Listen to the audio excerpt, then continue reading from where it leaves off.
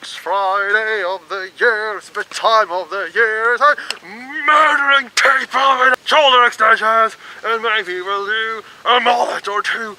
I'm murdering people with terrible 80s fashion. Jason Voorhees, Fashion Police. If you dress like a proper 80s person, you gonna get it. Good evening, and welcome to Go Start Making Stuff, where there's Halloween season. So that's why I'm dressing up as a hockey player.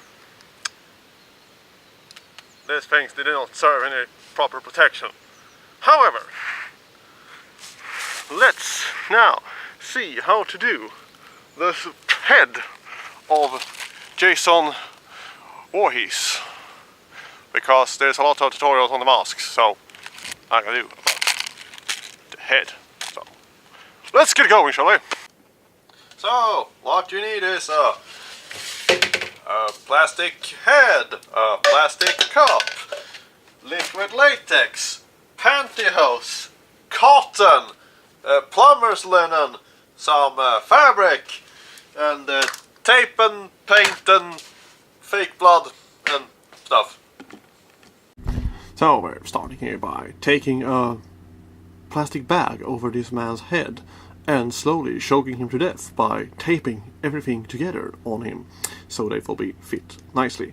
To do it around the eyes a lot of this, so we actually have a rough thing about how the head will look like. And also now we take the pantyhose here and take it over like that. This is actually a very broken one I have, but don't worry about it because his head is gonna be messed up again. But if you take a solid one and just cut it up on the top end. Now you see there is where the hockey mask will be on the face, so you will see that it actually will cover up the whole thing, because I don't recommend you to have it in front of your face because this is quite uncomfortable to wear. So this will just be a hood you can slip over quite easily. So now we're going to paint the whole thing with a flesh tone of latex, and after that we're gonna dip some cotton in this flesh tone of latex and smear it on. It's actually a good way to make a Freddy Krueger way also, but due to his kind of mixed looked up, we actually want it to have like that. So now I'm going to cut here this plastic part here, a sheet who is a little bit bent and I'll glue it on so it will look like exposed skull part, because you know Jason been through some tough times murdering teenagers at a summer camp, because you know some people have that call in their life to murder people with mullets and other horrible 80s fashion. So now we are going to cut here strips of Velcro. Also here I forgot to film the part, but I did a little bit of a neck piece here which I put some latex on and also some cotton there, and make this neck piece here so you can get in and out of this costume here, because otherwise it would be very, very difficult. So now we are actually going to take a little bit of hand sewing here and attach this Velcro part here to it. I don't recommend gluing this because there is a big chance that the glue will not attach to the rubber. Now you see here it's a little bit skip forward here, but this is actually how it will be put on and put off like that. So now back to previous here, where I'm going to take a little bit of when the other has dried up there to make this will blend in, so it will look more like an exposed skull part out of his horribly disfigured face over time. He has rotten and went together and stuff like that. My favorite design is actually Jason Goes to Hell, when he is actually starting to heal back together and look like a mushrooms who's going over the parts of the mask. Anyway, so now we're going to brush this with some pink so it will get a little bit more of a flesh tone in irregularity color here, because we are going to actually have a backwards, what do you call it, layering here. Instead of going from dark to light, we're going from light to dark here. So you see also taking my finger and rubbing all the little latex part here so the skull will be extra exposed, and also doing that on the other side, so it will be absolutely fantastic. I thought it was shot in the head at some point also under all these movies here. You see there's my cat in the background, one of my 3 cats. So now we're actually going to take a little bit of a dark color here. It's actually dark gray here, and and also make sure so it will get into the crack on there, so we have a little bit more definition when we're going to put the black also on. The blood, I mean. So now we're also gonna do a little bit of a black here with every part that's gonna be a little bit more, you know, savage and destroyed and stuff like that. So now you see when I'm doing that, and also I'm wiping it off at some places, which we are actually going to do a lot more of now when I am bringing forward the big brush.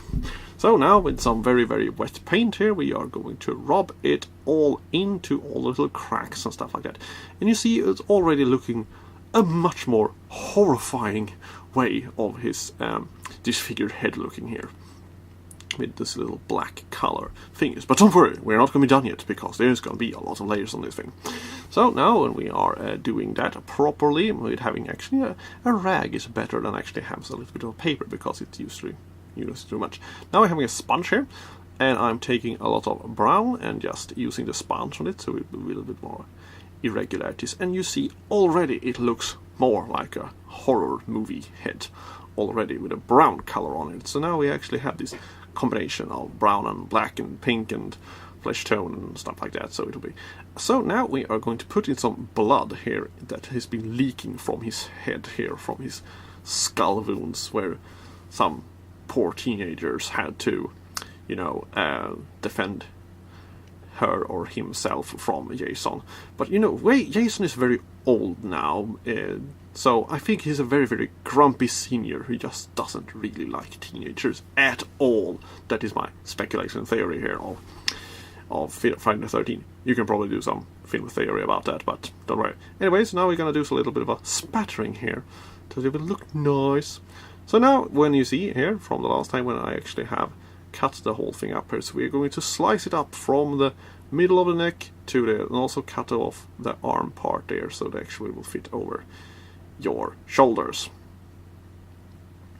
And also making a little bit of a more good cutting line there. So this will be a little bit difficult to do if you don't use the plastic bag under it. So you will actually have to stretch it as much as you can and be careful so you don't rip it up. But you see now the whole thing is coming off there. So we're going to take some chalk powder here, a lot of it, and using a pencil there. So now I will show how to get this thing on your head here. You see the chin part is still there, and it's still very, very flexible. So we can do it like that and actually place it there. And now you actually have to push in all the hair. I will soon get a haircut, so don't worry. So I will not look like a homeless person anymore.